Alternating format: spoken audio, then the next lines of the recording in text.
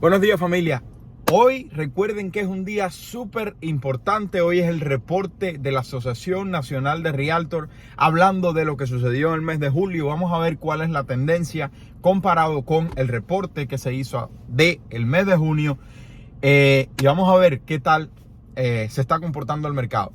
Sin embargo, vamos a tocar en el día de hoy los minutos de el FOMC acerca de lo que dice la Reserva Federal, que ellos están prestándole más atención. Salió en el día de ayer y por supuesto no hicieron un aumento de las tasas federales hasta septiembre. No se espera que se haga otro. Vamos a ver qué discutieron en el día de ayer y como siempre voy a dejar el enlace en la descripción del video para que ustedes los lean y tengan una idea ustedes mismos. Y en el día de hoy, cuando salga el reporte de la Asociación Nacional de Realtor, yo voy a compartirlo con ustedes. La expectativa de los economistas es que se haya cerrado una tasa anualizada de 4.8 millones de transacciones. Eso es prácticamente una cifra muy cercana a lo que nosotros hemos estado hablando durante todo el año. Recuerden que en el último reporte fue 5.12 millones de propiedades vendida en una tasa anualizada, una caída desde el 6.2 millones de propiedades en el año 2021. Vamos a ver el día de hoy qué tal sale el reporte. 4.8 millones. ¿Tú crees que va a venir por encima o por debajo? Yo, viendo la situación del mercado, que se ha pausado por completo como pensamos que iba a suceder, parecido a la década del 80, yo pienso que estamos en 4.8 o incluso menos. Vamos a ver cómo se desarrolla, pero vamos a saltar a los minutos de la Reserva Federal. Dice la Reserva Federal: los intereses continuarán aumentando hasta bajar la inflación de manera sustancial. Yo pienso que esa es la manera correcta de verlo, a pesar de que, por supuesto, hay que estar mirando el daño que puede ocasionar en la economía, porque sin duda alguna, si nos lanza en una recesión muy profunda, el costo de la inflación puede provocar que la economía se dañe aún más, y eso es lo que está tratando de balancear la Reserva Federal. Dice que en septiembre la expectativa de los economistas es de 50 puntos en aumento, pero están mirando los dos indicadores más importantes que tú y yo conversamos aquí, que es el reporte de empleo que sale a principios de septiembre, si mal no recuerdo, y el reporte de CPI o el reporte de inflación de PPI y de PCE, que sale igual en septiembre, a inicios de septiembre, justo antes de la reunión.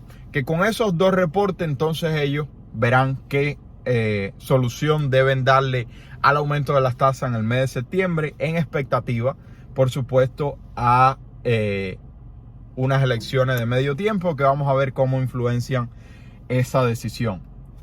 Dicen: tuvimos un reporte de 8.5% de CPI, que es más de 400% de lo que se desea de un reporte de inflación de 2% como número perfecto para la economía históricamente.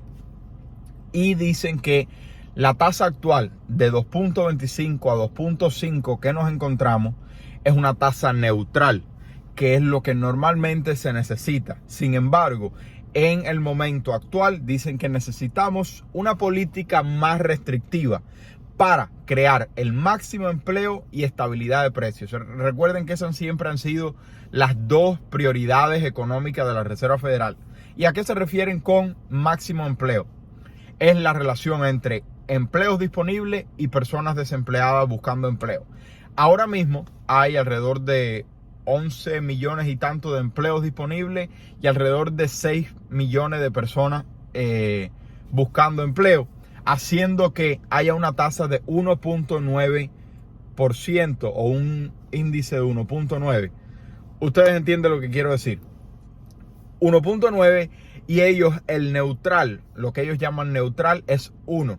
O sea, estamos muy lejos, 1.9 a 1, muy lejos de lo que la Reserva Federal quisiera que ocurriera, que es máximo empleo, no suficiente empleo disponible porque todo el mundo está trabajando, y estabilidad de precio. Al todo el mundo trabajar, ¿qué significa? Que aumenta o debe aumentar la productividad. Recuerden que la productividad no es de la cantidad de personas trabajando, sino de las personas trabajando que trabajen al máximo de productividad.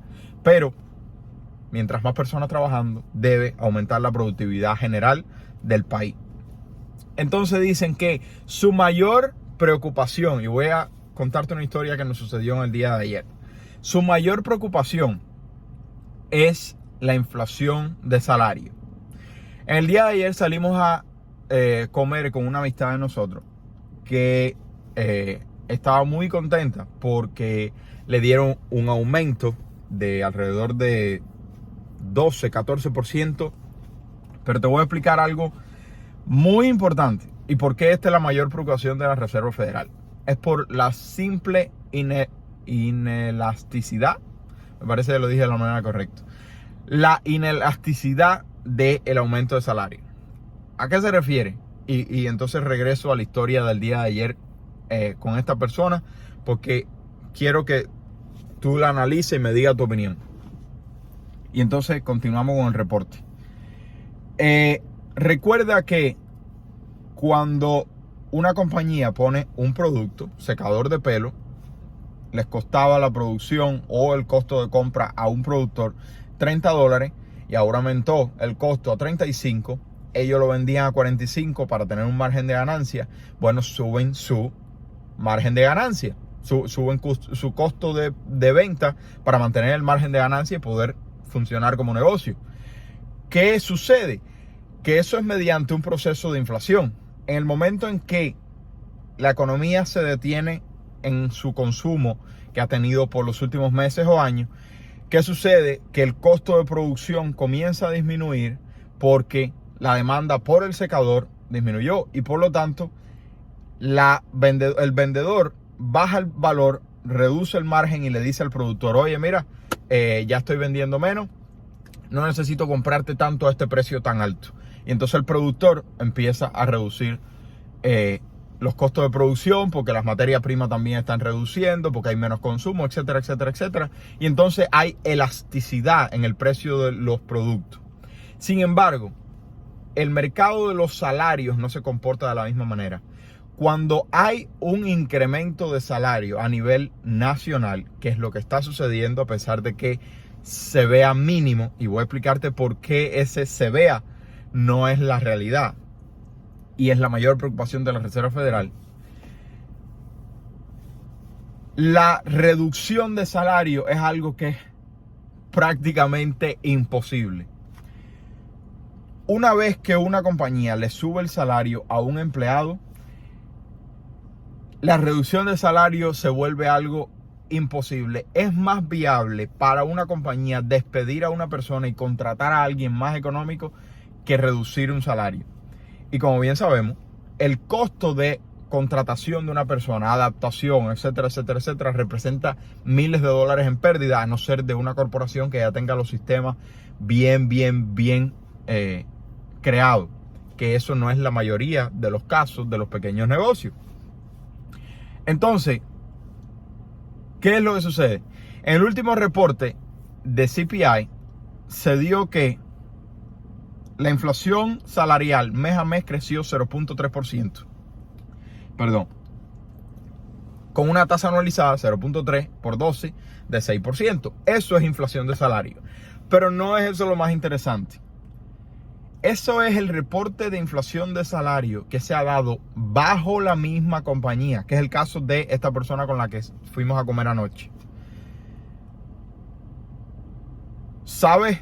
Por las veces que hemos conversado acerca de la inflación o el aumento de salario históricamente más alto, es cuando cambias de compañía, y ese cambio de compañía y aumento de salario no es reportado en el aumento de salario en los reportes de CPI. O sea, todo lo que vemos en el reporte de salario, de aumento de salario, en los reportes de el Buró de Estadística de Empleo, es el aumento de salario bajo la misma compañía. O sea, Pepe trabaja para bizcochitos.com y bizcochitos.com le dice: Pepe, mira, te vamos a dar un aumento de salario de 5%. Eso es lo que reporta el Buró de Estadística de Empleo. Sin embargo, si Pepe se va de bizcochito.com para Refresquito Incorporado y recibe un 15% de aumento de salario, el Buró de Estadística de Empleo no toma ese cambio de salario, ese aumento grande. Por lo tanto, cuando se mira, recuerda que uno de los temas más populares que ha habido en los últimos meses o años incluso, es las personas despidiendo de manera masiva. Muchos factores, pero uno de ellos era renunciando de manera masiva. ¿Por qué? Porque las personas renunciaban de bizcochito.com y se iban a Refresquito Incorporado. Porque el aumento de salario históricamente ha sido enorme cuando cambias de una compañía comparado con quedarte en la misma compañía. Por supuesto, dependiendo de tu valor de mercado que tienes que crecer. Ahora, dice esta persona con la que estábamos hablando, para que tú veas lo difícil que es vernos a nosotros mismos en la situación y analizar lo que nos está ocurriendo a nosotros mismos para ver la foto completa. Esta persona va a su empleo, que ya recibió un aumento cuando cambió de compañía, un aumento enorme, y lleva 5 meses en esta compañía, en bizcochito.com. ¿Qué sucede? Que una compañera de trabajo allí en bizcochito.com se renunció en el día de ayer y se fue a Refresquito Incorporado. Cambió de compañía por un aumento de salario. ¿Y qué le dijeron a la amistad de nosotros? Ven acá, tenemos que reunirnos. Ella, por supuesto, como todos nos sucedería, le dio mucho miedo. Dijo, me van a despedir. Y le dijeron, no queremos que te vayas, queremos ser más competitivos en el mercado laboral y te vamos a dar un aumento, si mal no recuerdo, de 12% de salario. No es que era momento de hacer el aumento, no era una revisión anual, que es lo típico que se hace en las corporaciones. No era que su productividad había aumentado los márgenes de ganancia de la compañía. No era que ella pidió un aumento. Ninguno de los factores típicos por los cuales se da un aumento. Era el simple hecho de la compañía tratando de tener un salario más competitivo. Y no es que estaban pagando mal, es que simplemente hay compañías que necesitan empleados y están dispuestos a pagar no solo bonificaciones, sino un salario más alto que los otros para poder competir y atraer buenos empleados. O sea, no es que la amistad de nosotros hizo nada, ni tenía nada que realmente influenciara en el aumento de salario. ¿Y qué nos dice? Estábamos hablando de la inflación, que esto, que lo otro. Dice, yo no sé, porque la inflación todo está subiendo y los salarios no suben. Y entonces a mí se me cayó el pelo. Le digo, ok, yo te quiero con la vida y vamos a conversar de manera pasiva, que es lo que siempre debemos tratar de hacer. ¿Cómo puede ser posible que una persona que acaba de recibir hoy, sin ningún tipo de necesidad, un aumento de salario de 12%, diga que los salarios no están aumentando? Los salarios sí están aumentando. Quizás no lo que querramos, pero sí están aumentando lo suficiente para preocupar a la Reserva Federal. Uno de los mayores problemas que se tuvo en la década del 70 fue la inflación salarial por la inelasticidad. Qué trabajito me da esa palabra. Se me enreda con el inglés. Este es el problema de hablar mal inglés, que te influencia demasiado el español. Entonces, un poco tratando de ver cómo cuando nos suceden las cosas a nosotros mismos no somos capaces de verlas. Entonces, inflación de salario, eso hay que prestarle mucha atención. En el último reporte continuó aumentando 0.3% mes a mes, 6% tasa anualizada. Eso no es buena noticia para la Reserva Federal, aún menos si no se reporta el cambio de compañía y un aumento de salario aún más alto. Además de eso, sabemos que todavía hay liquidez monetaria desde toda la impresión que se hizo en los últimos 2 años, que es uno de los factores que ha hecho que la bolsa aumente en los últimos 2 meses 20% y que Michael Burry diga, esta es mi última advertencia, viene la caída más grande de la historia, todas esas noticias. Ustedes saben que Michael Burry y todos los analistas dice que es su última advertencia, vendió todas las acciones que tenía de compañía y solamente compró una acción en particular llamada Geo Groups, de una compañía en la Florida encargada de operar prisiones privadas. Dice que, entre muchos de los factores, el consumidor prefiere violencia en problemas civiles que recurrir a ahorro o comportamiento regular de los gastos. Si quieres saber todo, ve al video de ayer de Michael Burry. Entonces, con todo esto dicho, ¿qué va a suceder con la economía? Tanto bolsa, tanto precio de casa, tanto precio de absolutamente todo. Hay que seguir la inflación. Nadie puede prometerte nada porque la inflación cambia todos los meses las predicciones del futuro.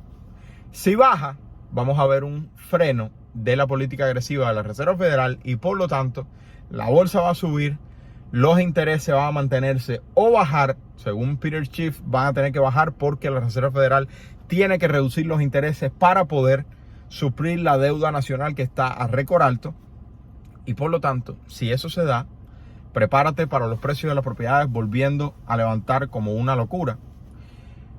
O la segunda opción, que la inflación continúe.